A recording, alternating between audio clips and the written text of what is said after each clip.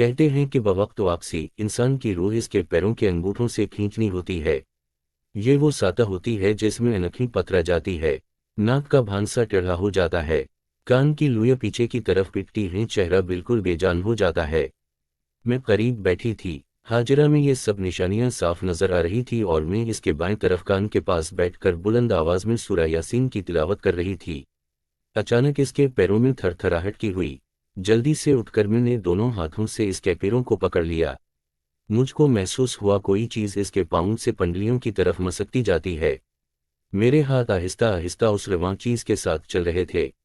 دل کے قریب پہنچ کر میرے ہاتھوں کو دل کے گند کی طرح اچھلنے کا احساس ہوا، اور جب یہ سکتی ہوئی چیز پسلیوں سے ہوتی گردن کے پاس حلق تک پہنچی تو وہ غائب ہو گئی۔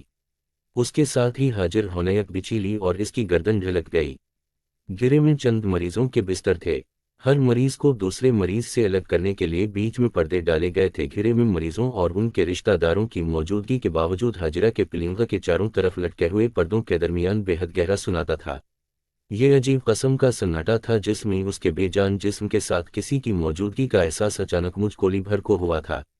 یہ وہ وقت تھا جب اس کی گردن اچانک جھلک گئی تھی، تبھی مجھے قرآن پاک کی وہ آیت یاد آ گئی جس میں اللہ تعالیٰ نے فرمایا ہے کہ روح حلقوم تک پہنچ جاتی ہے تو فرشتے اس کو کھینچ کر نکال لیتے ہیں، اور اس وقت ہم مرنے والے کے زیادہ قریب ہوتے ہیں۔ میں جب اپنی عجیب و غریب کیفیت سے نکل کر شعور میں آئی تو سب سے پہلے اپنا تجاب اتارا۔ اس میں سے 2 پٹیاں پھاڑ کر میں نے ہاجروں کے پیروں کے انگوٹھے باندھے اور بعد میں اس کا چہر باندھ دیا۔ نرس نے اسی وقت چادر سے اس کے تن کو ڈھانپ دیا اور سردخانے کو فون کر دیا۔ میں نے ہاجرہ کے شوہر کوفون پر اطلاع کی کہ تمہاری شریک حیات اب اس دنیا میں نہیں رہی ہے۔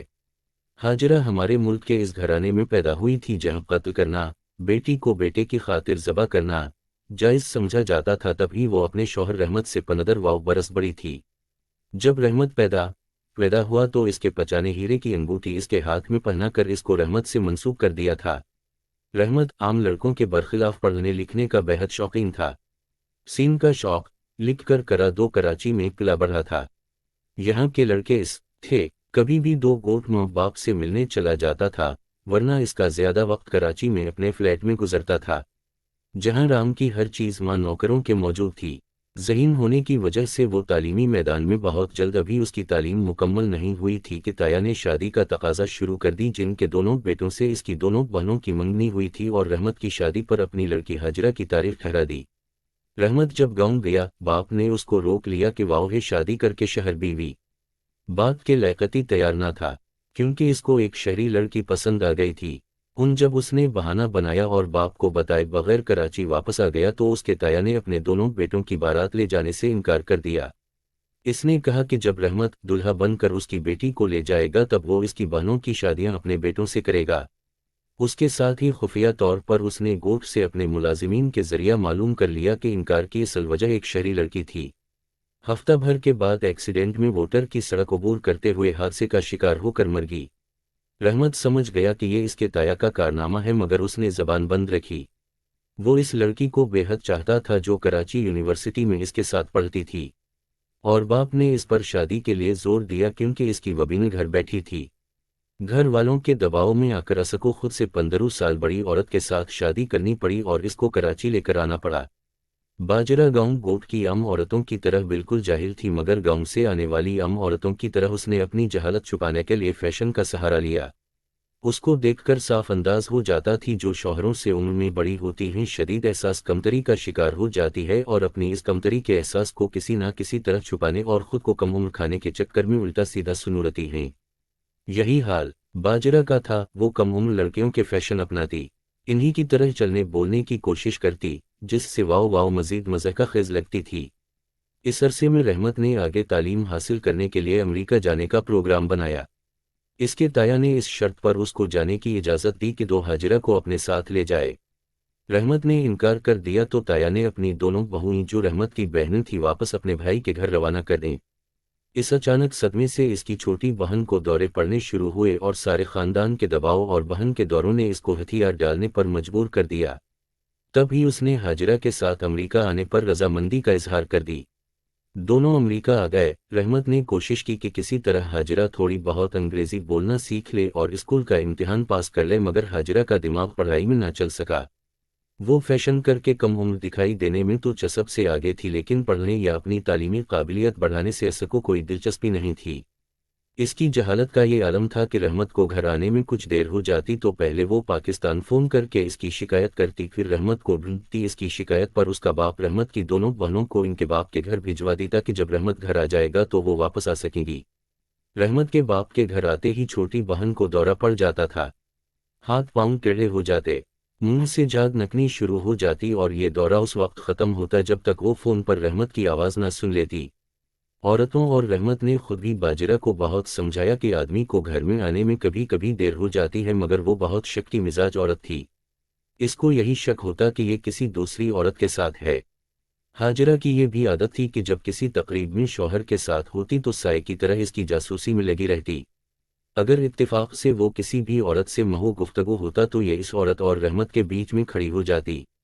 اس کے رویے اور انجان خواتین سے محض شک کی بنا پر بدتمیزی کرنے پر بہت سارے اچھے دوستوں نے رحمت کا ساتھ چھوڑ دیا، جبکہ رحمت کی شخصیت بہت مختلف تھی۔ وہ دولت مند باپ کا بگڑا ہوا رئیس زادہ نہ تھا۔ بچپن سے کراچی میں رہنے اور یہاں تعلیم حاصل کرنے کی وجہ سے اس کو اپنا کیریئر زمینوں سے زیادہ واو پیارا تھا۔ وہ امریکہ میں بھی بہت ترقی کر رہا تھا۔ وہ اپنی فیلڈ میں بے حد قابل سمجھا جاتا تھا۔ اس سے بات چیت کر کے صحیح انداز واو ہوا کہ نہ کوئی عورت اس کو اپنی دولت سے متاثر کر سکتی ہے اور نہ کوئی خوش شکل خاتون اپنی اداؤں اور چالاکیوں سے اس کا دل جیت سکی ہے، اور ذہانت خدا کا عطیہ ہوتی ہے جس کی ہاجرہ میں شدید کی تھی۔ وہ ایسے ماحول کی پروردہ تھی جہاں عورتیں ڈھیروں زیور پہن کر جولے پر بیٹھ کر باندیوں سے پرو ہوتی ہے، جن کو باہر کی دنیا کی کوئی خبر نہیں ہوتی سوائے جادو ٹونے اور فیشن، وہ کے منہ پر بات ہی نہیں کر سکتیں۔ اس کی شادی بھی اگر اسی ماحول میں پلے بڑھے کسی شخص سے ہو جاتی وہ بہت خوش رہتی، مگر زمین کی ناگن نے دو مختلف مزاجوں کی مرد عورت کو اپنی کنڈلی میں جکر لیا اور اب اس بندھن سے نکلنا ناممکن تھا۔ اگر وہ ہاجرہ کو طلاق دیتا تو اس کی دونوں بہنیں بھی جو ہاجرہ کی بھاوجیں تھیں طلاق لے کر واپس اپنے باپ کے گھر آ جاتی، اور خاندان میں شادیاں ہونے کی وجہ سے نہ جانے اور کتنی طلاقیں ہو جاتی۔ کئی سال گزر گئے۔ ایک دن ہاجرہ نے اپنے خاوند سے ایک بڑے اسٹور چلنے کو کہا جس میں سالانہ سبیل لگی ہوئی تھی۔ رحمت نے حامی بھر لی۔ اسٹور میں کافی بھیڑ لگی ہوئی تھی۔ ہاجرہ ٹرالی میں اپنے پسند کی چیز میں ڈال رہی تھی کہ وہ نئے منہ بچے ڈیڈی ڈیڈی کہتے ہوئے بھاگ آئے اور رحمت کی ٹانگوں سے کپٹ گئے۔ ہاجرو کا بقا ان کو دیکھتی ہو گئی۔ تب ہی ایک سیاہ فارم عورت نے گہری نظروں سے اس کو دیکھا اور بچوں کو جلدی سے اٹھا کر اسٹور سے باہر نکل گئی۔ ہاجردہ بھی کچھ سمجھنے کی کوشش کر رہی تھی کہ رحمت نے اس کا بازو پکڑ کر گاڑی میں ڈالا اور گھر کی طرف چل دیا۔ تمام راستے باجر واؤ چیختی گئی، وہ اس کو دھمکیاں دے رہی تھی مگر رحمت ایک لفظ نہ بولا۔ گھر آ کے اس نے باجرہ کو اتنا ضرور کہا، یہ بچے اس کے ہیں اور وہ اس کی گرل فرینڈ تھی، اب وہ جو کر سکتی ہے کر لے۔ یہ کہہ کر وہ گھر سے نکل گیا۔ ہاجرہ نے فوراً باپ کو فون کیا۔ باپ نے رحمت کے والد اور اپنے بھائی کو فون کر کے ان کی دونوں بیٹیوں کو ان کے میکے روانہ کر دیا۔ ہاجرہ کے بھائیوں نے بھی یہ موقع غنیمت جانا، کراچی جا کر شہری لڑکیوں سے شادیاں کر لیں۔ جواز یہ بنایا کہ اگر ان کا بہنوئی رحمت ان کی بہن پر سوکن لا سکتا ہے تو وہ ایسا کیوں نہیں کر سکتے۔